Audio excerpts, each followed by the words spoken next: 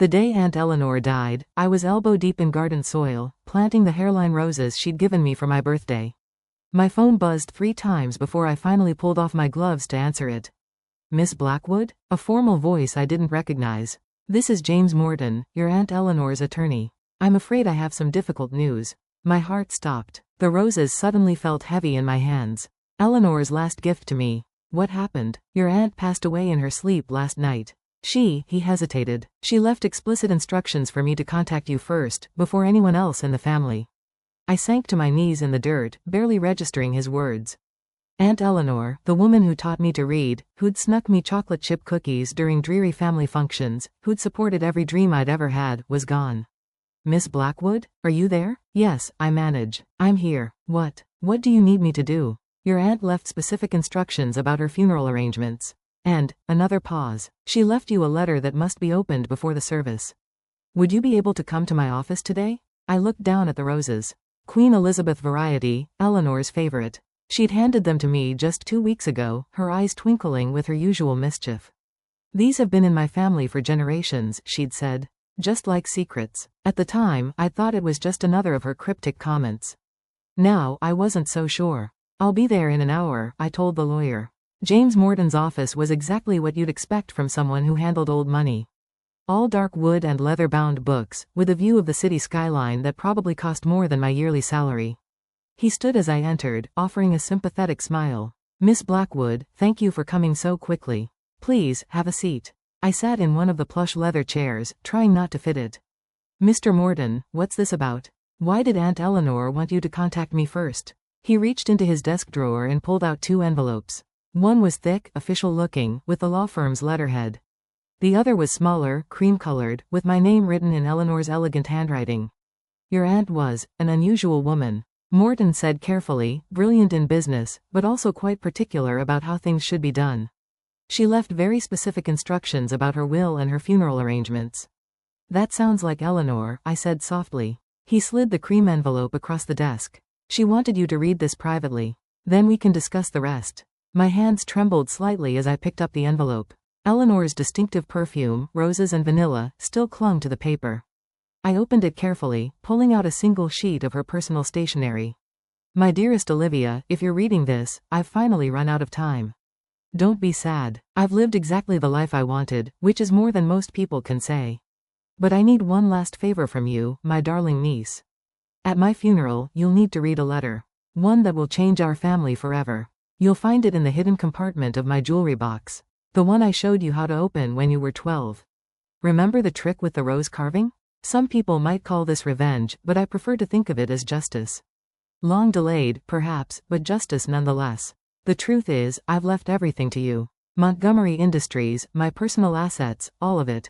But there's one condition. You must read that letter at my funeral, with the entire family present. No exceptions. I know this is a lot to ask, especially now. But you've always been the strong one, Olivia. The honest one. That's why it has to be you. All my love, Aunt Eleanor. P.S. Don't let them bury me in anything beige. You know how I feel about beige. I read the letter twice, then looked up at Morton. She left everything to me. He nodded, opening the official envelope. Montgomery Industries, her personal estate, investment portfolios, approximately $89 million in total assets. But as she mentioned, it's conditional on you fulfilling her final request. My head spun. Eleanor had always been generous with me. But this? This was beyond anything I could have imagined. What about the rest of the family? My father, my cousins? There are some small bequests. But the bulk of the estate is yours. Assuming, of course, you agree to her terms. I thought about my father, who'd always resented his younger sister's success. About my cousins, who'd spent years sucking up to Eleanor, hoping to inherit her fortune. About all the family gatherings where Eleanor had sat quietly, watching everyone with those knowing eyes of hers, like she was waiting for something. When is the funeral? I asked. 3 days from now. Your aunt was very specific about the arrangements. The service will be held at St. Michael's Cathedral, followed by a reception at her estate. The entire family is expected to attend. I stood up, clutching Eleanor's letter. Then I should go. I have a jewelry box to find. Morton called after me as I reached the door. Miss Blackwood? One more thing. Your aunt asked me to tell you. She said you'll know what to do with the truth. The drive to Eleanor's estate took 40 minutes. But it felt like hours. My mind raced with questions. What was in that second letter? What secret was so important that Eleanor would make it a condition of her will? The gates opened automatically as I approached. Eleanor had given me the access code years ago, saying she trusted me more than her security system. The house was exactly as I remembered. A sprawling Victorian mansion, set amid perfectly manicured gardens, with Eleanor's beloved roses climbing every available surface. Mrs. Peters, the housekeeper, met me at the door. Her eyes were red from crying. "Oh, Miss Olivia, I'm so glad you're here. She left instructions that you were to have full access to her rooms." "Thank you, Mrs. Peters. I won't be long." Eleanor's bedroom was on the second floor, overlooking her prize, rose garden. Like everything else about my aunt, it was elegant but full of hidden whimsy, silk curtains in bright patterns, modern art next to family portraits, and everywhere, touches of her beloved roses. The jewelry box sat on her dresser, exactly where it had always been. Beautiful Brazilian rosewood, carved with intricate floral patterns. I ran my fingers along the edge until I found it. The small rose carving that concealed the release for the hidden compartment. "Third petal from the left," I whispered. Remembering Eleanor's instructions from all those years ago, there was a soft click and a panel in the bottom slid open. Inside was another envelope, sealed with wax and marked to be read at my funeral. My hands shook as I picked it up. It was heavier than I expected, and I could feel what seemed like photographs inside.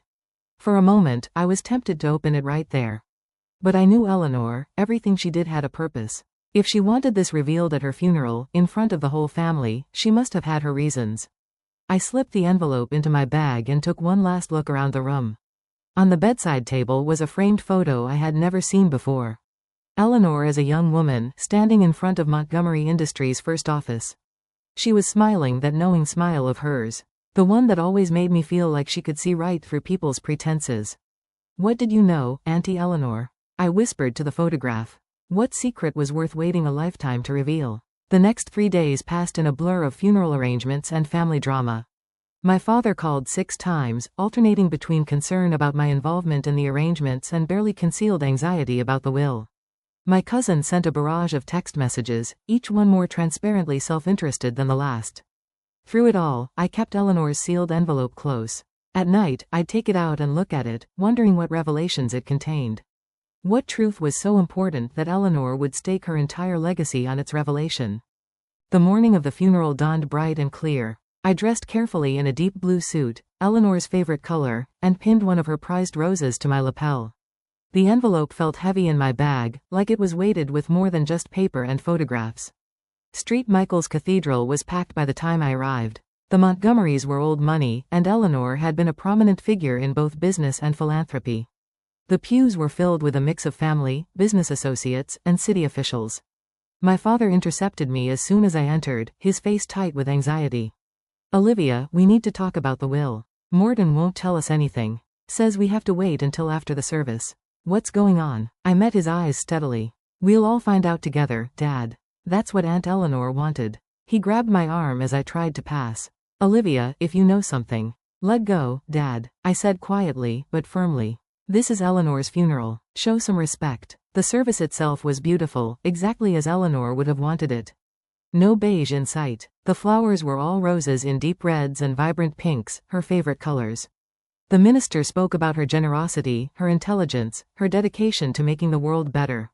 Finally, it was time. Morden caught my eye from the front pew and gave a slight nod. My hands trembled slightly as I walked to the podium. Eleanor's envelope clutched in my hands. The cathedral fell silent as I faced the congregation. My father sat in the front row, his face a mask of barely controlled anxiety. Next to him, my cousins John and Rebecca leaned forward eagerly, like vultures awaiting their next meal. I took a deep breath, breathing in the scent of roses that filled the air. In that moment, I could almost feel Eleanor standing beside me, giving me strength. "Before she died," I began. My voice steady despite my racing heart. "My Aunt Eleanor left me a letter with specific instructions. She wanted it read here today, in front of everyone who knew her." I broke the wax seal slowly, aware of hundreds of eyes watching my every move. Inside were several sheets of paper, and as I'd suspected, photographs. As I pulled them out, I heard my father make a strangled sound from the front pew. The first photograph showed a young Eleanor standing next to a man I didn't recognize. They were both smiling, holding up what looked like blueprints. The second photo showed the same man at what appeared to be a construction site, with the early foundations of what I now recognized as Montgomery Industries' first building. My name was Eleanor Montgomery. I read from the letter. And this is the truth about how Montgomery Industries began. My hands were steady as I began reading Eleanor's letter, my voice carrying clearly to the hushed cathedral. My name was Eleanor Montgomery. And this is the truth about how Montgomery Industries began. The man in these photographs is Harold Bennett, a brilliant engineer and my business partner in 1975. He was also the true founder of what would become Montgomery Industries. A murmur rippled through the congregation. In the front row, my father's face had gone completely white. Harold and I met at university. I continued reading. We shared a vision of creating sustainable building materials that would revolutionize the construction industry. Harold had the technical genius, and I had the business acumen. Together, we created the foundation of what Montgomery Industries would become. I pulled out another photograph. This one showing Eleanor and Harold shaking hands over what appeared to be a contract. We were equal partners, splitting everything 50-50. The patents, the company, the profits, all of it was shared between us. Until the night of October 15, 1976, when Harold died in what was reported as a car accident. My father started to stand, but my Uncle James pulled him back down. I kept reading, but it wasn't an accident. The brake lines in Harold's car had been cut. I discovered this too late. After the police had already closed the case. I also discovered something else. Papers had been filed just hours before Harold's death, transferring his entire share of the company to the Montgomery Family Trust. Papers that bore his signature. I looked up, meeting my father's eyes directly. A signature that I now know was forged by his business partner at the time. My own brother Richard Montgomery. The cathedral erupted in guests and whispers. My father stood up, his face contorted with rage. "Stop this immediately," he shouted. "This is slander." "No, Dad," I said calmly. "This is truth." Aunt Eleanor left proof. I held up a stack of documents from the envelope. The original contract between Eleanor and Harold. Forensic analysis of the forged documents. Police reports that were buried. Bank transfers. She kept everything. Why? The question came from my cousin John, who was staring at his uncle, my father, with dawning horror. Why reveal this now? I turned back to Eleanor's letter. I'm revealing this now because I've spent 45 years building this company into something Harold would have been proud of. I've used our success to fund research, to support sustainable development, to create opportunities for brilliant minds like his. But I've also spent 45 years watching my brother profit from his crime. Watching him raise his children to believe that privilege and power put them above the law. My father had sunk back into his pew. All the fight gone out of him. I continued reading. The truth is, I should have come forward years ago. But by the time I had gathered all the evidence, the company was employing thousands of people. Going public would have destroyed not just Richard, but countless innocent families who depended on Montgomery Industries for their livelihood. So I made a different choice. I decided to wait, to build, to make sure that when the truth finally came out, the company would survive it. I pulled out one final document from the envelope. A yellowed envelope addressed to Harold Bennett's only surviving relative, his daughter, Sarah. Which brings me to my final confession. Over the years, I've kept track of Harold's daughter. I've anonymously funded her education, her research, her work in sustainable engineering. I've watched her grow into the kind of brilliant, ethical scientist her father was. Sarah Bennett now runs one of the most innovative green technology firms in the country. Though she's never known who was backing her. More guests filled the cathedral as a woman stood up from the middle pews. She was about my age, with Harold's dark eyes and determined expression. Eleanor had arranged everything, even ensuring Sarah Bennett would be here for this moment. The second part of my will, I read, my voice growing stronger, leads a 30% share of Montgomery Industries to Sarah Bennett, as partial restitution for what was stolen from her father. The controlling interest goes to my niece Olivia, the only member of the Montgomery family who has shown the same commitment to ethics and innovation that Harold and I once shared. I looked up at the stunned faces before me. The letter is signed, Eleanor Montgomery, co-founder of Montgomery Industries and keeper of its greatest shame. The silence that followed was deafening. Then slowly Sarah Bennett began walking toward the front of the cathedral. She stopped in front of my father, who seemed to have aged decades in the past few minutes. All these years, Sarah said, her voice shaking slightly.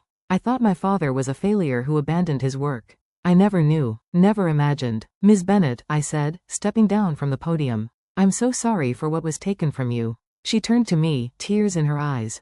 Thank you for having the courage to read that letter. Your aunt? She was watching over me my whole life, wasn't she? She was trying to make things right. I said softly, in her own way. The next few hours passed in a blur. The reception was unsurprisingly tense, with family members splitting into factions. Those who demanded the letter be suppressed. Those who insisted on going to the police. And those who simply sat in stunned silence. My father disappeared immediately after the service. I wouldn't hear from him for weeks. Not until he checked himself into a rehabilitation facility, finally facing the guilt he carried for 45 years. In the months that followed, the truth about Montgomery Industries' founding became public knowledge. But Eleanor had been right. The company was strong enough to survive it. With Sarah Bennett's technical expertise and my commitment to Eleanor's vision, we began a new chapter in the company's history. 1 year after the funeral, I stood in Eleanor's rose garden, now blooming more beautifully than ever. Sarah had joined me for what had become our weekly meeting, where we discussed everything from company strategy to our shared love of sustainable innovation. You know what's strange, Sarah said, gently touching one of Eleanor's prized Queen Elizabeth roses. I always felt like someone was looking out for me, guiding my career from afar. I used to think it was my father's spirit. Now I know it was Eleanor. She tried to protect everyone. I said, the company, its employees, you, even my father in her own way. She just couldn't let the truth die with her. Sarah nodded thoughtfully. Do you think she made the right choice? Waiting all those years, I considered the question carefully. I think she did the best she could with an impossible situation. She turned a company built on fraud into a force for good. She made sure you were taken care of. And in the end, she made sure the truth came out on her terms. And what about you? Sarah asked. Do you ever regret being the one who had to reveal it all? I looked out over the rose garden, remembering Eleanor's knowing smile, her cryptic comments, her quiet strength. No, I said finally. Eleanor chose me because she knew I could handle it. She knew I'd understand that sometimes doing the right thing means facing uncomfortable truths. She would be proud of what we've built, Sarah said, gesturing toward the Montgomery Industries building visible in the distance. A real partnership, just like she and my father intended. I smiled, touching one of the roses Eleanor had given me, now blooming in her garden. She once told me these roses had been in her family for generations, just like secrets. But maybe it's time for new traditions. Truth instead of secrets. Partnership instead of power. Building something together instead of taking from each other. Sarah squeezed my hand. I think both our fathers would like that. That evening, as I sat in Eleanor's study, now my study, going over company reports, I found a small note topped into her old desk calendar. It was dated the day she died, written in her elegant hand. Dearest Olivia, if you're reading this, you've done what I asked. You've faced the truth and handled it with grace. That's why I chose you, not just to inherit the company, but to make it better than it was. To make it what Harold and I dreamed could be. The roses in the garden will bloom again next spring. When they do, remember that beauty can grow from even the darkest soil, if we have the courage to plant it. All my love, Eleanor. I placed the note carefully in my drawer and looked out at the garden, where the setting sun painted the roses in shades of gold. Eleanor had left me more than just a company. She'd left me a chance to right an old wrong, to build something meaningful, to prove that it's never too late for truth to bloom. Tomorrow, there would be meetings and decisions and all the responsibilities that came with running a multi-million-dollar company. But for now, I sat in the quiet of Eleanor's study, surrounded by the scent of roses, knowing that sometimes the heaviest inheritances aren't measured in money, but in the weight of the truths we choose to carry. And like Eleanor, I would carry this truth with grace, using it not to destroy, but to build, not to punish, but to heal, creating something beautiful from the soil of the past. After all, that's what Eleanor had done. That's what she had trained me to do. And somewhere, I knew, she was watching with that knowing smile of hers, proud that her final secret had finally found its way into the light.